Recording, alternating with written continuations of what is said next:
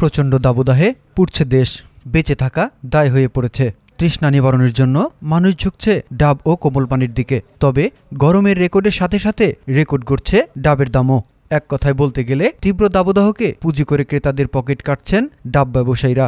মেহেরপুরে বড় আকারের ডাবের দাম উঠেছে ১৫০ থেকে ১৭০ টাকা। ছোট আকারের কচি ডাব কিনতে গেলেও ১০০ টাকার নিচে মিলছে না।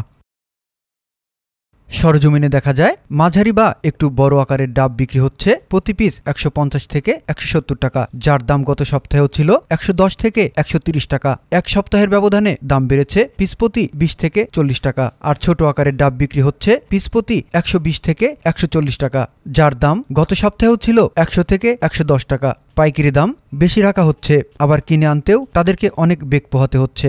অতিরিক্ত গরমের কারণে ডাবের চাহিদা বেড়েছে, তাই তাদের কাছেও বেশি দাম রাখা হচ্ছে।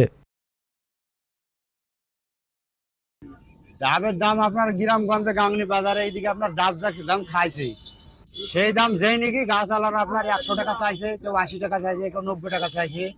তা আমরা ধরেন পারছি ৭০ টাকা ৮০ টাকা পারছি, হয়তো দেখা গেল সব মোটাটা ১০০ টাকা বেশি, তারপরে আপনার মিডিয়ামটা ৮০ টাকা বেশি, ছোটটা আমি ৭০ বেশি, এরকম বেচা কেনা করছি। এখন যেটা যেরকম দাম সেই হারে আমি বেচা কেনা করি। আমি আপনার বাজার ছাড়া নিয়ন্ত্রণের ভেতরে আমি ৫ টাকা কমে বেশি, তাও আমি খুব হাই দামে ডাব বেশি। রোদের জন্য মনে করেন বৃষ্টি নাই, কিছু নাই, ডাব ধরছে কম, তার জন্য ডাবের দাম একটু বেশি। আমাদেরও কিনতে হচ্ছে অনেক বেশি, কিনা বসে ৭০-৮০ টাকা, তার জন্য আমাদের বেচতে হচ্ছে ১০০ টাকা পিস। এটাই আমাদের ডাবের দাম এখন বেশি। গাছের দাম নাই, ২০০০ টাকা ডাব পাচ্ছি, দাম বেশি, গাছের দাম বেশি। আমাদের ডাব আমরা যারা কিনছি সেরকম বেচছি ৮০ টাকা, ১০০ টাকা, ৭০ টাকা, ৬০ টাকা।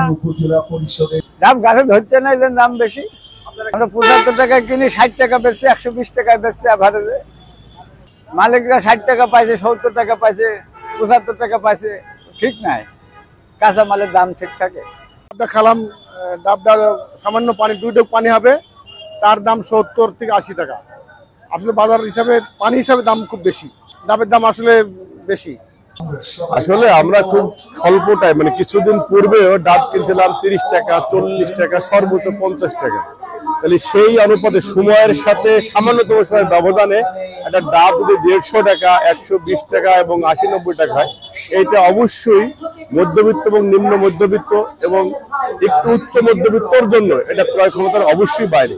আসলে ডাবগুলা এখন মনে করেন কম পাওয়া যায়, কারণ ভৌগোলিক এবং আবহাওয়ার কারণে আগের মতো গাছে যে পরিমাণ ডাব ধরতো এখন এই পরিমাণের ডাব ধরে না, অ্যাভেলেবল পাওয়া যায় না।